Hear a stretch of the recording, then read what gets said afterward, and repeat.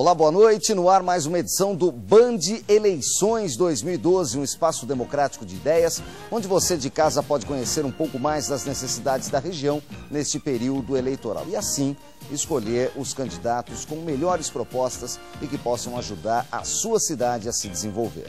Hoje vamos falar de habitação. Para muita gente a casa própria ainda é o maior sonho. Mas qual a responsabilidade dos governantes em ajudar na realização desses sonhos? O Band Eleições de hoje recebe o professor Paulo Romano, que é doutor em Arquitetura e Urbanismo, pós-doutorando em Ciências Sociais pela PUC de São Paulo. Muito obrigado, professor. Comigo para fazer perguntas, o jornalista Robson Monteiro, que é professor da Universidade de Taubaté. Professor Paulo, boa noite, obrigado pela presença. Eu queria começar falando da questão de que os núcleos de favelas, ou subhabitação, ou como quiser colocar, eles estão em todo o Brasil, na região não é diferente, a gente tem favelas, tem subhabitação. Mas até onde é de responsabilidade dos governantes, dos prefeitos, dos governantes municipais, em acabar com isso? Bom, boa noite, obrigado pelo convite, Nicolini. Eu diria que a principal tarefa dos prefeitos ou de suas equipes de governo é, antes de tudo, no atual momento histórico brasileiro, procurar fazer cumprir uma lei. Qual seja a lei? Aquela que garante à propriedade urbana uma função social.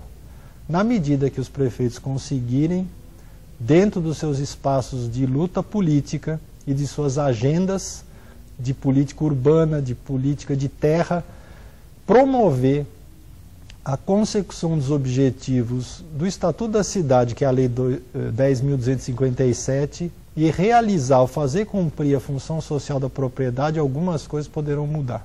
Será que isso é utopia, Robson Monteiro? Boa noite. Boa noite, Cláudio. Eu não acho que seja utopia, eu acho que falta um pouco de vontade política, mas eu perguntaria ao professor o seguinte: se falta vontade política, como que a gente vai resolver essa situação se alguns municípios que deveriam também romper essa ideia de construção de habitações populares sequer conseguem fazer a sua participação, registrar o seu Estatuto da Cidade?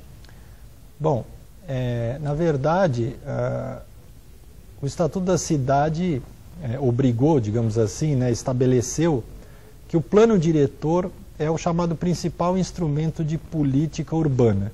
E isso serve para municípios de mais de 20 mil habitantes ou aqueles que têm regiões de impacto ambiental ou são municípios, instâncias turísticas, né?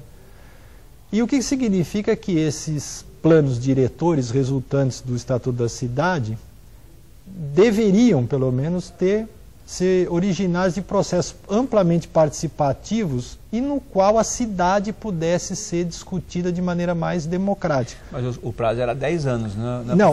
Então, agora o que acontece? O prazo dado a partir de 2001, houve em 2006 uma regulamentação do Ministério das Cidades que fazia com que até outubro de 2006 os municípios tivessem planos revistos ou aprovados.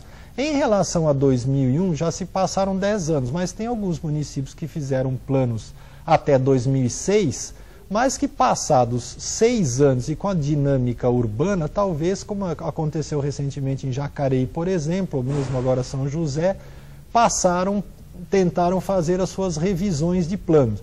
Mas isso, na verdade, tem envolvido uma série de processos no qual talvez a sociedade não esteja participando pelas dinâmicas dos municípios da região de maneira tão efetiva como deveria. Falta, professor, uma pressão maior da própria sociedade para fazer com que tenha casa própria para a população? Eu acho que tem uma coisa que é importante frisar quando a gente fala da responsabilidade dos prefeitos, mas tem uma coisa importante para fazer cumprir a função social da propriedade. O papel que talvez o Poder Judiciário no Brasil e na nossa região não esteja exercendo nesse caso. E uma coisa importante, mas essa não tem sido muito a tradição brasileira por uma série de razões históricas, que não caberia aqui no tempo explicar, de que nós temos muita dificuldade de enxergar os mecanismos de participação e da sociedade se mobilizar o suficiente para pleitear determinados direitos que são inclusive constitucionais, como o direito à moradia. Mas só o Poder Judiciário, professor? O Poder Legislativo, que é oriundo do próprio povo, também não deveria cumprir essa função? Aliás, o Poder Legislativo não é o que fiscaliza o Executivo no atingimento das metas, no cumprimento das metas? Uma boa lembrança que você trouxe é o seguinte, que muitos cidadãos talvez não sabem, e nós estamos falando sobre eleições, né, porque serão eleitos não só governantes, gestores, né, prefeitos, sim, mas serão eleitos ou reeleitos vereadores. E muitas pessoas talvez não saibam que quem decide sobre a legislação urbana, sobre a política urbana, sobre as eventuais leis de zoneamento, enfim, por aquilo que será a cidade do ponto de vista da organização do território, são os vereadores.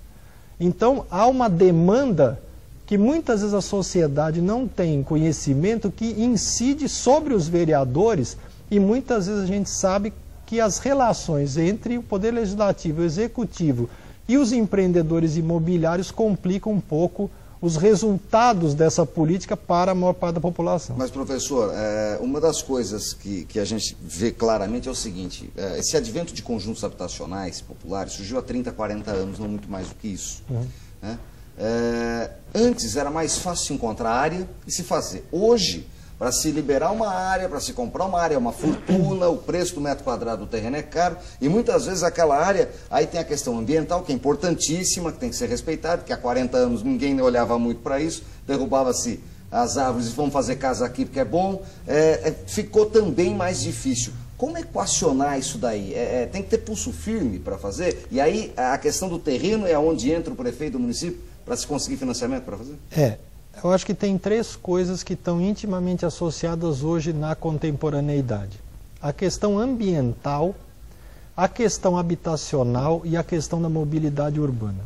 Porque nós fomos construindo uma matriz urbana baseada na mobilidade pelo automóvel.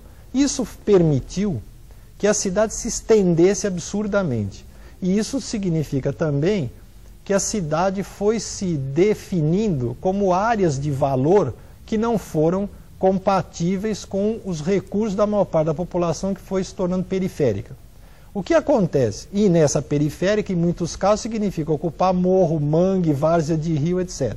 E aí, ao mesmo tempo, uma série de áreas, de glebas ou de lotes, isso a gente encontra talvez mais na nossa região do que talvez na metrópole paulistana, né, na cidade de São Paulo, mas na nossa região inteira isso é visível, uma série de áreas com infraestrutura e que talvez fossem passíveis de ocupar por habitação de interesse social. Porém, a questão não é só o custo disso ser caro, mas, como eu disse, aplicar os instrumentos do Estatuto da Cidade que faça com que essa propriedade passe a ser destinação. Se o proprietário não está usando um vazio urbano, ele tem que sofrer alguma sanção. Ou ele constrói ou parcela, ou então, a partir de um tempo, e isso ainda é muito demorado nas regras do Estatuto da Cidade, pode levar 5 anos, mas é muito difícil um prefeito enfrentar a demanda da questão da habitação e incidir uma sanção ou até uma desapropriação num terreno de alto valor imobiliário.